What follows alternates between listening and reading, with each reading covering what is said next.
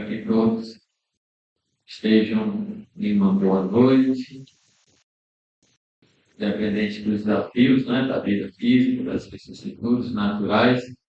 Importante estarmos em paz, um coraçãozinho em paz, a mente tranquila, sabendo que tudo que na terra se renova, tudo passa, e a vida ela sempre nos surpreende, né, quando a gente menos espera. E eu, sinceramente, espero que cada um aqui tenha a certeza de que Jesus está acompanhando os nossos passos muito atentamente. Porque as dificuldades elas são normais em vários momentos da vida e tem que ser assim mesmo. É porque um dia nós precisamos nos tornar filhos da luz. É o tema da noite de hoje. E é um tema muito especial, né? O apóstolo Paulo ele vai fazer isso na sua carta aos Efésios, ali no capítulo 5. Ele vai dizer assim: olha, andais como filhos da luz. É uma frase emblemática. Paulo ele tinha um profundo poder de síntese, né? Em uma frase você tira um estudo inteiro, né? E aí nos cabe esse alerta, né? Dizer, o que seria isso? Andar como filhos da luz. Em que isso implica? Quais são as consequências disso? E o que eu devo fazer para andar como filhos da luz, né? É claro, fica muito claro para a gente, né, que, no primeiro momento, filhos da luz seria necessariamente filhos de Deus, né? Porque Deus é luz. Ou melhor, Deus criou a luz, né? Eu recorro aqui de início à pergunta 38 de O Livro dos Espíritos, em que Kardec ele vai perguntar como Deus criou o universo. Uma pergunta que eu acho que todo mundo já se fez em algum momento, né? Como Deus criou o universo? Tudo o que está aí, não só as coisas da Terra, mas também as coisas de fora da Terra, as constelações, né? O mundo espiritual, o mundo físico, as galáxias, como Deus criou isso? E o Espírito ele responde assim de uma maneira muito sutil, né? E muito simples também. Ele vai dizer: olha, para me servir de uma expressão usual aí na Terra, eu vou dizer que Deus criou o universo por sua vontade. Ele quis e assim se fez. E o Espírito conclui a resposta dizendo: essa vontade onipotente, ou seja, essa vontade que tudo pode, ela está muito bem descrita nas palavras lá do livro de Gênesis, ali no primeiro livro da Bíblia, em que está descrito: Deus disse, faça-se a luz. E a luz foi feita. Então, luz é obra de Deus. Diria que luz é o próprio Deus, porque a sua obra é a sua imagem e semelhança. Na Epístola de Tiago, aí já no Novo Testamento, Tiago vai dizer: toda a boa dádiva e todo o dom perfeito vem do alto, descendo do Pai das luzes para todos nós. Esse Pai das luzes, nele não há mudança, nem sombra de variação. Segundo a sua vontade, ele nos gerou pela palavra da verdade, para que fôssemos como as primícias de suas criaturas. O que o apóstolo Tiago está dizendo aqui? Importante, já diz logo de cara: Deus é o Pai das luzes. Ele não traz mais aquela ideia lá de Gênesis, que Deus é Pai de uma única luz. Ele já traz a ideia de que Deus é Pai das luzes. E que este Pai das luzes, ele é onipotente e invariável. Isso nos remete para a pergunta 13 de O Livro dos Espíritos, e que Kardec ele vai elencar ali os atributos de Deus. Kardec vai dizer que Deus é único, não tem dúvida. Pai é o Pai. Por mais que Jesus tenha lições de deuses, né, deuses com D minúsculo, o Deus com D maiúsculo, o Criador de todas as coisas, Deus é único. Deus, Pai das luzes, é imaterial, ou seja, está além da própria matéria. Ele está além da sua criação. Ele está além de tudo que conhecemos. Kardec vai dizer ainda, em concordância com as palavras do apóstolo Tiago, que Deus é imutável. Sua vontade, claro, é imutável. O que isso significa? Significa que Deus não pode se arrepender. Deus se arrependeu de ter criado o mundo. Deus se arrependeu de ter me criado, de ter criado tal pessoa. Não, isso não é verdade. Em Deus não há arrependimento, porque Deus é perfeito desde toda a eternidade. As suas leis são perfeitas e imutáveis. É importante a gente falar isso, porque nos nossos momentos de sofrimento, a gente pode achar que Deus esqueceu, né? Que Deus abandonou a gente. Porque Deus se arrependeu de ter dado algo para a gente, ou de qualquer coisa semelhante. Isso não é verdade. Nunca esqueça que Deus, Ele te amou desde o primeiro momento em que você foi criado. Da mesma forma que te ama hoje. E da mesma forma que te amará amanhã. Porque a sua vontade dele, o amor dele, ele em si, ele é imutável. E é muito interessante, né? Porque a doutrina espírita vai dizer que Deus criou a todos os seres viventes, né? Na criação, todos nós somos criados simples e ignorantes. Esse é o nosso começo. E nós apontaremos em um porto seguro, de felicidade, de vida eterna, onde não há sofrimento, onde não há dor. Um estágio espiritual elevadíssimo, que a doutrina dos espíritos vai chamar de espíritos puros. A Bíblia vai chamar de vida eterna, como queira, tudo a mesma coisa. Então nós temos um começo e um destino.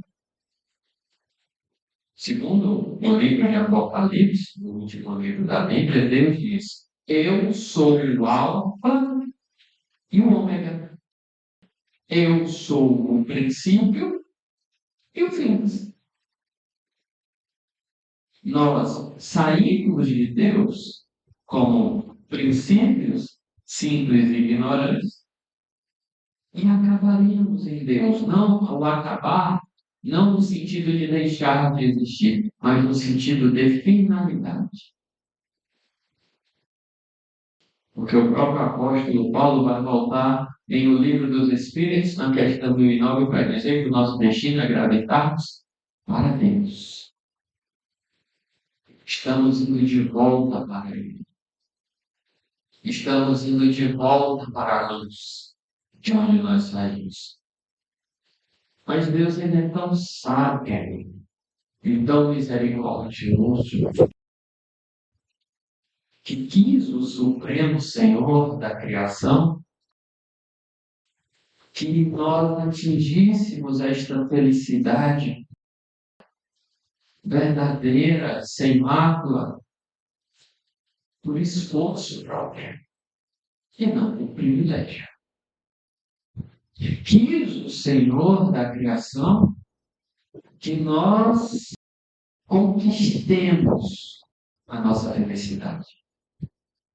Porque a única felicidade real é a felicidade que é conquistada pelo Espírito. Tem que haver esforço, tem que haver mérito, porque algo que não é conquistado de fato, em verdade, não é legítimo. Eu não posso me apropriar das luzes dos outros. Eu não posso, por exemplo, utilizar a luta do crente para a minha felicidade completa. O Cristo tem suas conquistas e me ajuda nas trilhas do caminho para que eu conquiste a minha felicidade. Desta forma, ele mesmo disse: faça brilhar a sua luz.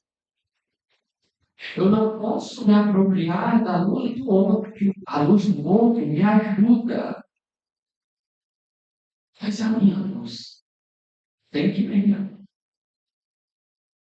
Ela já está lá, em estado latente, no íntimo de cada um. Mas nós precisamos despertá-la. Ora, nós somos filhos do Criador de todas as coisas. Nós somos filhos da luz, porque nós viemos da luz. Nós somos criados pela vontade daquele que é a luz. Só que, devido a esse processo de aprendizagem, em que a vontade sábia e soberana do Senhor Supremo do Universo nos encaminhou para a matéria, para a teia das reencarnações, para que nós possamos aprender com as nossas escolhas, com os nossos acertos, com os nossos erros. Nós aqui mergulhados na Terra, no planeta escola, no planeta hospital, já mergulhados em tantas e tantas reencarnações, diante dos nossos desacertos e das nossas ilusões, nós nos esquecemos de quem nós realmente somos, de onde nós viemos e para onde nós estamos. Nós nos esquecemos, porque eu vou olhar em um espelho e eu vou imaginar, eu vou pensar que eu sou aquele reflexo. Eu vou ter a tendência de imaginar que eu sou um corpo de carne.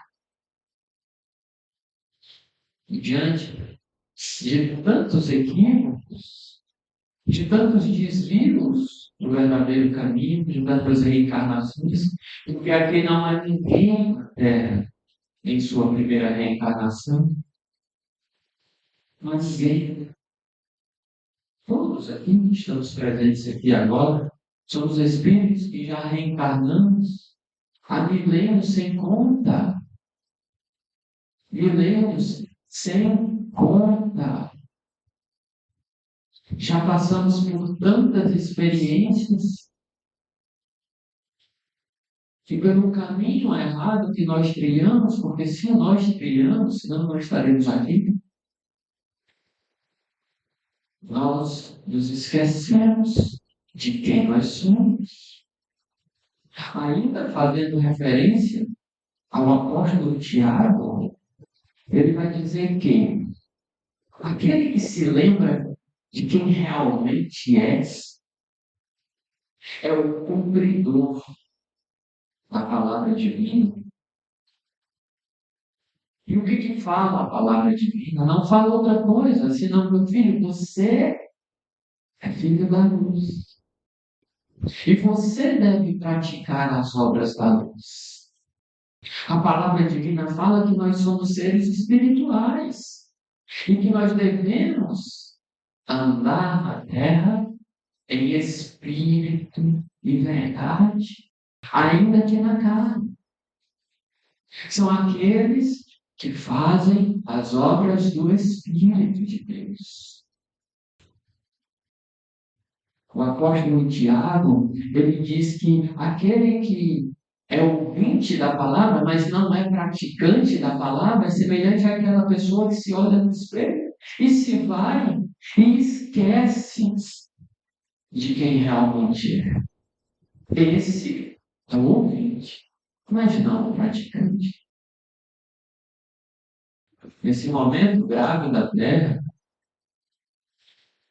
em que estão reencarnados espíritos com problemáticas muito severas,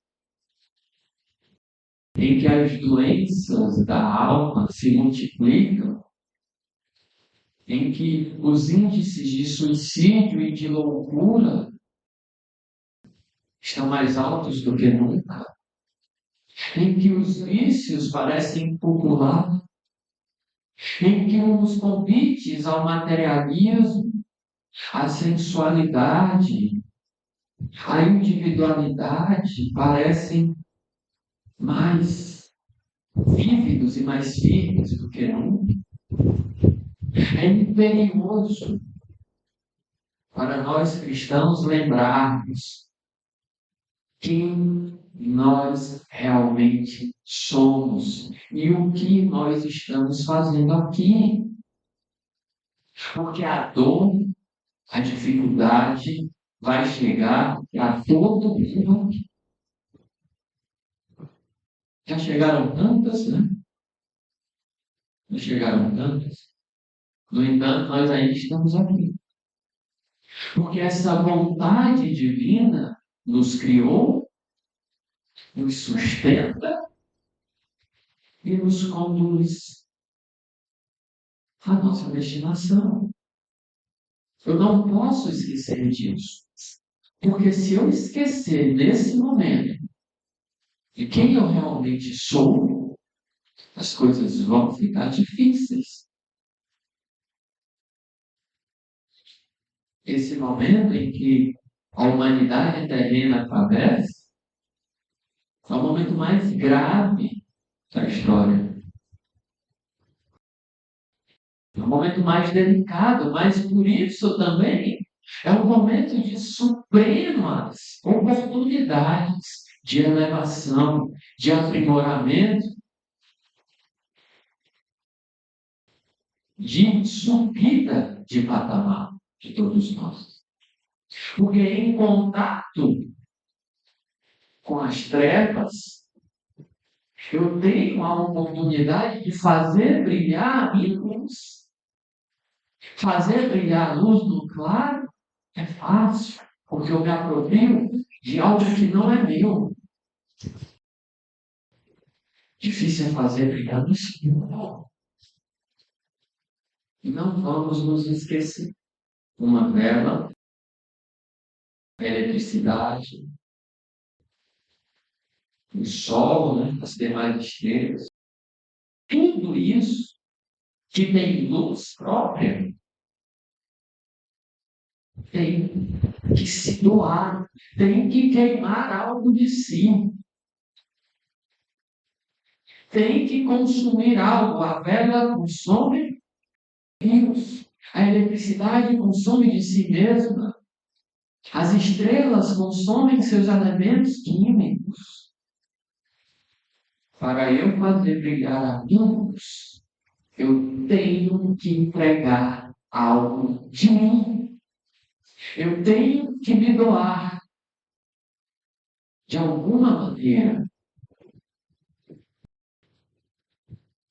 Porque a luz, ela tem que vir do íntimo de cada um. E é preciso que haja um combustível, um elemento gerador. A vida em si mesma, ela é luz. Mas devido ao véu que obscureceu e ainda obscurece a nossa compreensão, a nossa visão sobre o que é a vida, eu não consigo enxergar a minha vida como luz. Eu enxergo a minha vida como problema, como desilusão, como a depressão, a ansiedade, o vício. Eu enxergo a dor como um instrumento de destruição,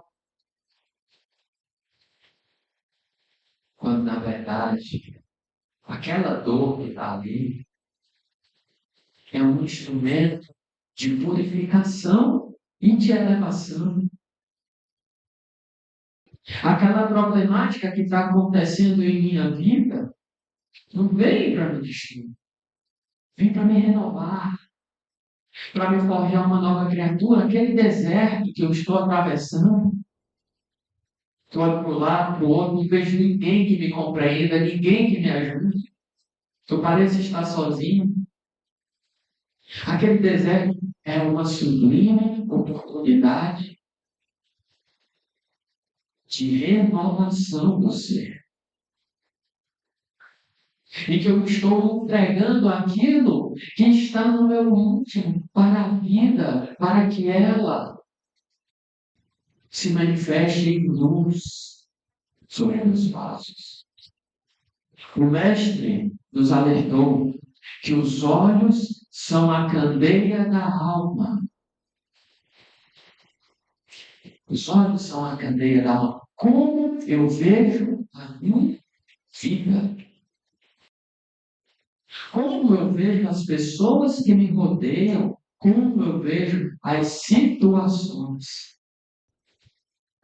em que eu estou inserido? Eu posso ter dois olhares. O olhar da treva, o olhar da luz. A situação não vai mudar. A situação está ali. Ela é aquela. Mas como eu a vejo, isso faz toda a diferença. Porque o olhar da treva é o olhar que convida solidão, não a solidão, a depressão, a falta de movimento, a entrega, aquela entrega, sabe, eu me entrego, eu desisto de viver. Isso é falta de movimento, isso é morte espiritual. Esse é o olhar da treva. O olhar da luz é o olhar que vê a dificuldade. É um olhar que permite o choro, que permite a dor. Mas é um olhar que trabalha, é um olhar que caminha, que se movimenta, é um olhar que gera movimento. É um olhar que compreende que não são as circunstâncias materiais que vão me definir. Eu preciso refletir sobre isso. Circunstâncias materiais passam. Tudo o que o meu corpo vê, ou está morto, ou está morrendo, conservando tudo o que os meus olhos veem está em transformação. O que era algo ontem já não é hoje. E não será. Mesmo que hoje não será o mesmo de amanhã, a situação em que eu estava 5 anos atrás não é a mesma de hoje. Então, como os meus olhos estão vendo a vida? A minha vida? Como eu estou vendo a minha dor? Nós, como seres humanos, posso assegurar, esquecemos que a nossa própria vida é luz. Esquecemos desta lei divina. No entanto, o Pai, como um Criador infinitamente bom, infinitamente amoroso. Eu não estou falando de um amor humano, estou falando de um amor que é divino. Desse amor que estou falando, que a gente sequer compreende. Esse Pai não nos abandona. Nunca nos abandonou. Nunca nos abandonará. E ao longo de toda a nossa caminhada, Ele sempre enviou mensageiros para nos relembrar quem nós realmente somos. Porque Jesus já nos alertou que é da vontade do Pai que todas as ovelhas se salvem. Jesus disse: Deus ama tanto este mundo que enviou o seu Filho unigênito, não para condenar o mundo, mas para salvá-lo. É desse Pai que a gente está falando. Esse Pai que resgata aquela ovelha perdida, aquela ovelha que esqueceu quem é, esqueceu de quem é filha, esqueceu para onde está indo. E ao longo da história humana, sempre enviou mensageiros para nos relembrar. Até que um belo dia, há mais ou menos 2000 anos atrás, vem ao mundo aquele que podemos dizer que é a luz, representando a luz maior. Nosso Senhor Jesus Cristo vem à face do planeta. E Allan Kardec pergunta: onde está escrita esta lei? Esta lei que diz que nós somos filhos da luz e que caminhamos de volta para a luz. Onde está escrita esta lei que nos conduz? E os Espíritos respondem: na consciência de cada um. Porque no fundo, todo mundo sabe. Lá no fundo, todo mundo sabe de onde veio e para onde chega. Mas devido às lamas, às pedras, aos espinhos que nós amontoamos em nossos corações, com nossas escolhas equivocadas, com os nossos desenganos, as ilusões que nós criamos para os nossos caminhos, nós ocultamos aquilo que está lá no fundo de nossas consciências. Mas esta lei está lá, nos dizem os Espíritos. E Allan Kardec, muito sábio, ele pergunta: tá, mas se esta lei está no íntimo de cada um, está na consciência de cada um,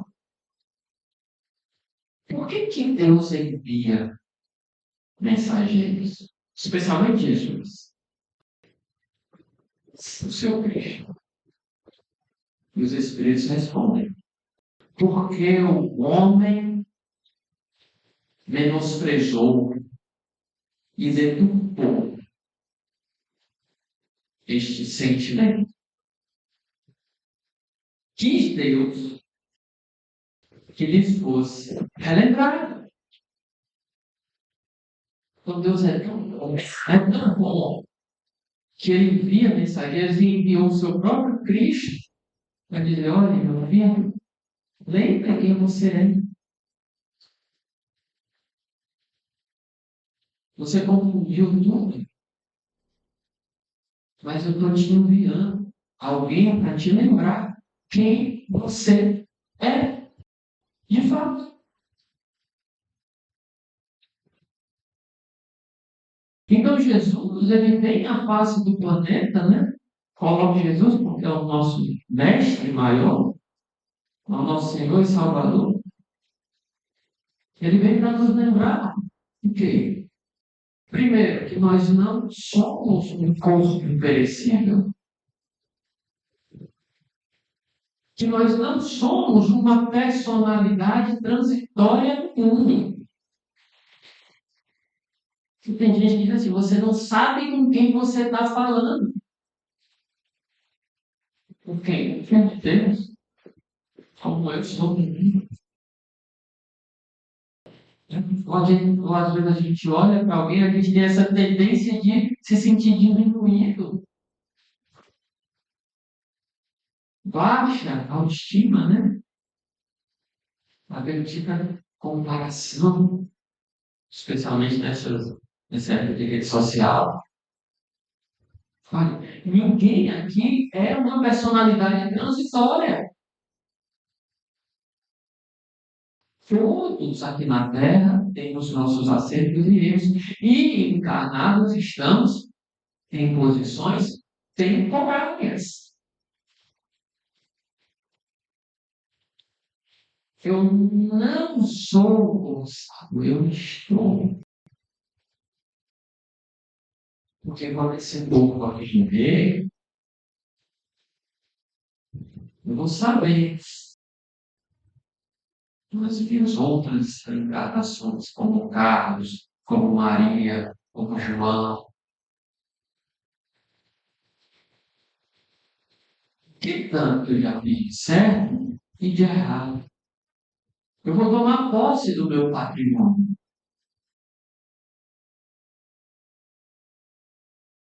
Eu estou em situações na carne, temporárias. E o Cristo veio nos alertar isso. Ele diz: olhem, não se turbe o nosso coração. Crede no Pai, crede também em mim. Há muitas moradas. Você não é da terra e nem veio para ficar. Leonel vai dizer: olhem para o céu noturno, olhem para as estrelas, porque você é cidadão do universo.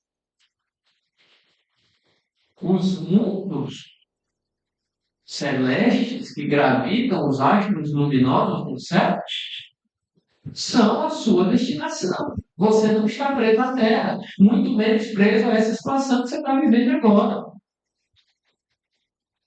Por isso que a carta, considerada a carta mais alegre da Bíblia, carta de Paulo aos Filipenses, foi escrita dentro de uma prisão. Uma prisão, por quê? Porque Paulo compreendeu que aquilo não era o seu fim. Aquela prisão não o defenderia. Não dizia quem ele era. Ele, assim como todos nós, somos criação de Deus, destinados a sermos cidadãos do universo. Porque todos somos filhos da luz. E Jesus vem nos relembrar isso. Vem dizer: olha, Pai Nosso, Pai Nosso, não se turbe o nosso coração. O meu reino não é deste mundo. Ele veio nos trazer a notícia da verdadeira humanidade que os espíritos superiores nos alertam. Ele diz: olha, vocês não são humanos, não. Vocês estão no estágio nominal, mas vocês não são humanos ainda, não. Sou ser humano, não. Vocês estão fazendo estágio para ingressarem na verdadeira humanidade. A verdadeira humanidade é aquela que está descrita no Evangelho segundo o Espiritismo, no item homem de bem. A verdadeira humanidade. Aí é dessa humanidade que Jesus veio trazer notícia. O que é ser humano? Nós ainda estamos tateando nas trevas. Quem está tateando na treva ainda não pertence à verdadeira humanidade. Que verdadeira humanidade é essa?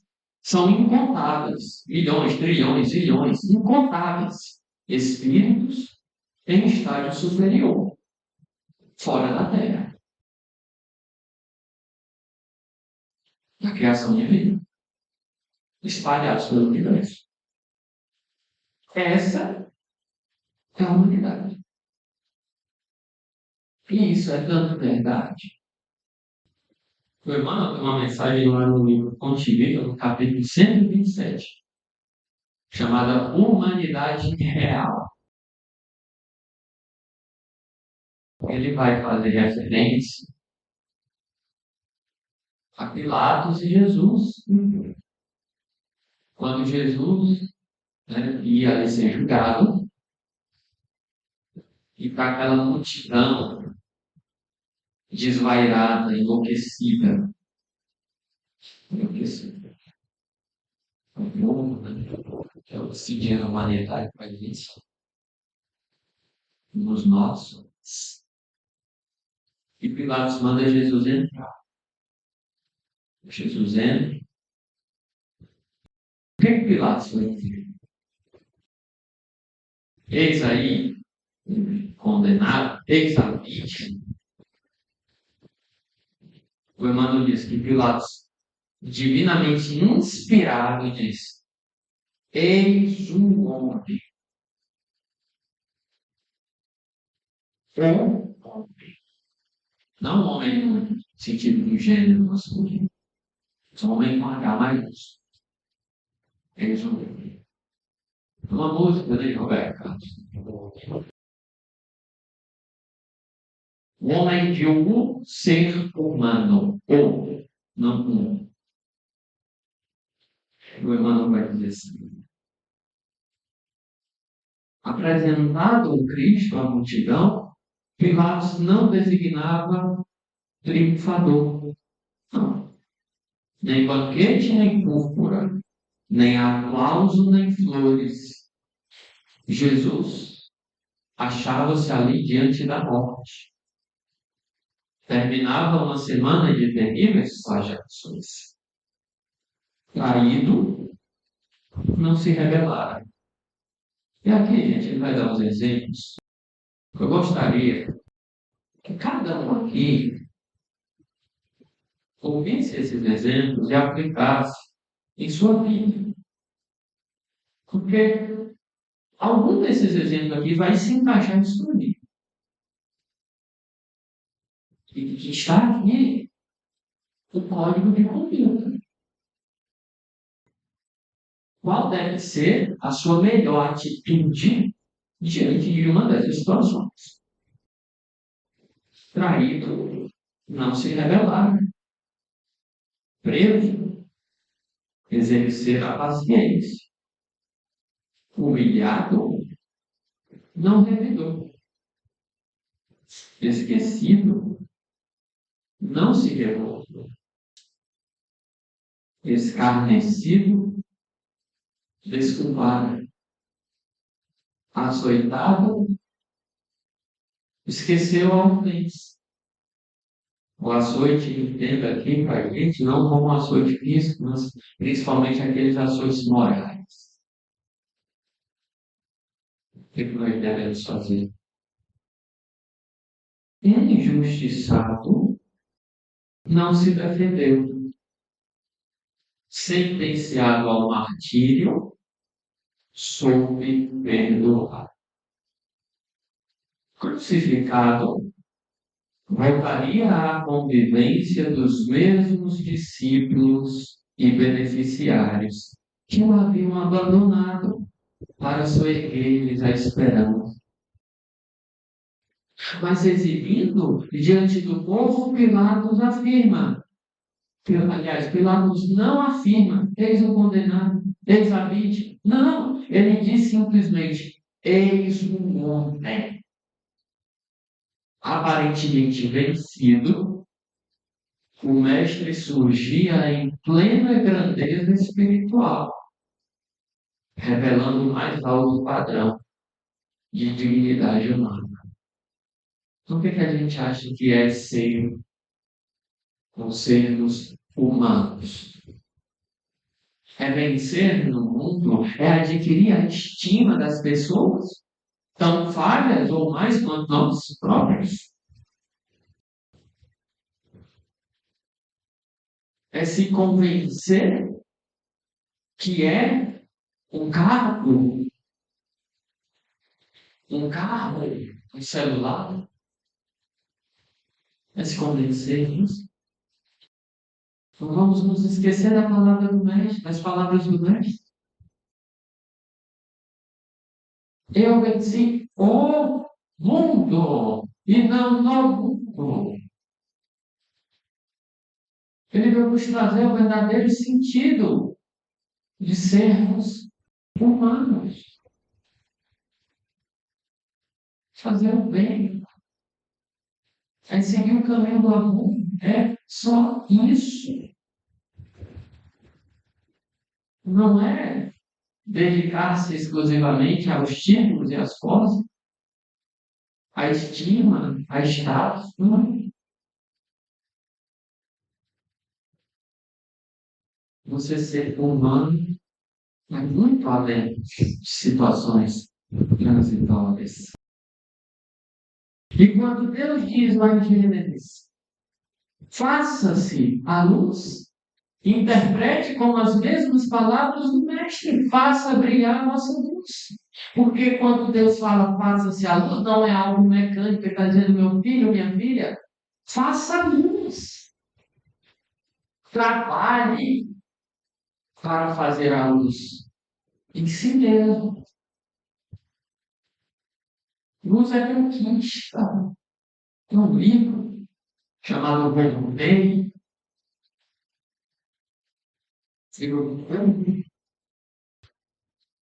e que narra a experiência de um dos grandes nomes do espiritismo brasileiro, Frederico Fichtner, codinome irmão Jacó, que trabalhou incansavelmente no movimento espírita brasileiro. Incansavelmente, foi um dos pioneiros da FEB. Mas quando ele desencarna, ele deu uma surpresa. Ele mesmo, mas ele olhava para os companheiros, o irmão Andrade, para a Bezerra, a sua filha, todo mundo tinha uma luz. E ele não tinha. A palavra. Ele vai fazer um alerta comigo. Não adianta, não adianta. Só trabalhar, só fazer 5.000 palestras, distribuir 15.000 sopas, dialogar com os espíritos. Não adianta fazer nada disso se você não tem o móvel do amor, da ajuda ao próximo. Porque senão vira mecânico, algo mecânico e por aparência. Isso não salva ninguém. Se você distribuir 50 sopinhas, 20, e se você der todo o seu amor, é aí que você vai estar fazendo brilhar a sua luz. E olha a situação dele, era dialogador das reuniões mediúnicas de desobsessão. Quando ele chega lá, ele encontra um espírito que ele dialogava, um obsessor. O obsessor olha assim para ele, ué, mas falava tanto de luz, né? Cadê a sua? Falava tanto de Jesus. Cadê a sua luz? E se vê uma situação constrangedora, se abate no fundamento. E daí, convite para a leitura da obra, em um momento ele consegue fazer uma prece sincera, todo o seu coração, em prol de alguns espíritos que estavam ali ainda,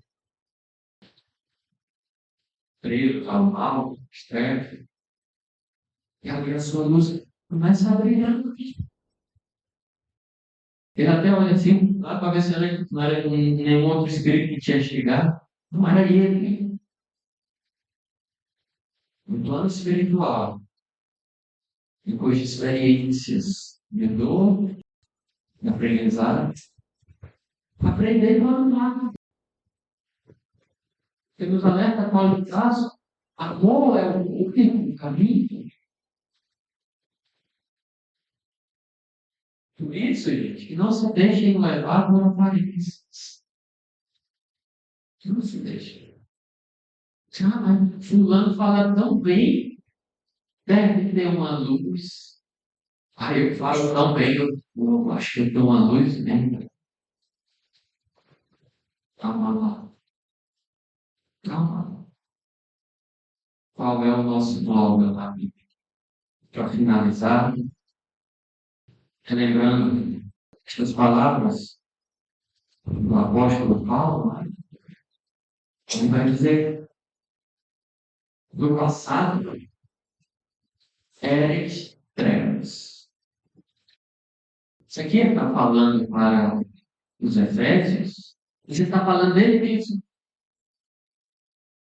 porque ele andava nas trevas do fanatismo e dizia que servia a Deus. As trevas do fanatismo, da intolerância, do desamor. Luz verdadeira não é intelectualidade. Eu posso decorar o livro dos Espíritos. O Evangelho, posso saber todas as passagens. Isso é intelectualidade. Se eu não traduzir isso em vivência, não tem luz. Ainda que eu falasse a língua dos homens e dos anjos, sem amor, eu nada seria. Ele diz: até ontem eres trevas, mas agora sois luz no Senhor. Assim, andai como filhos da luz. Andai. Outro ponto importante. Andai. Se Jesus falava com a escadatura, levanta-te e anda. Vai. Sabe por quê? Se você olha para a sua vida e você vê que você já adquiriu um certo patamar, uma certa luz, continue. Pelo amor de Deus, não pare, não se acomode. Porque se você parar, as trevas vão te envolver. Isso é certo, como 2 e 2 são 4. Continue, atinja, busque atingir outros patamares, continue estudando, continue se modificando. Não se acomode com o patamar evolutivo que você atingiu. Continue. Jesus alerta: aquele que quiser vir após mim, tome a sua cruz e me siga.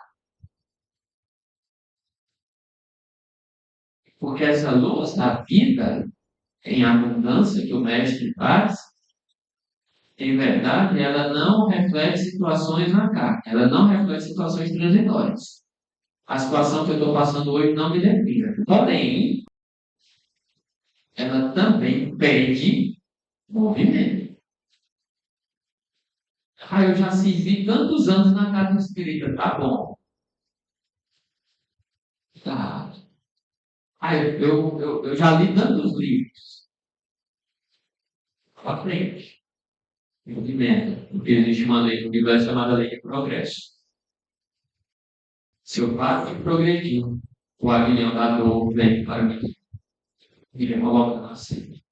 Então vamos andar, caminhar, como filhos da luz, que todos nós somos, convidando as dores, as dificuldades. Ainda existir, que os teus pés estejam sangrando. Prossiga, amando e servindo.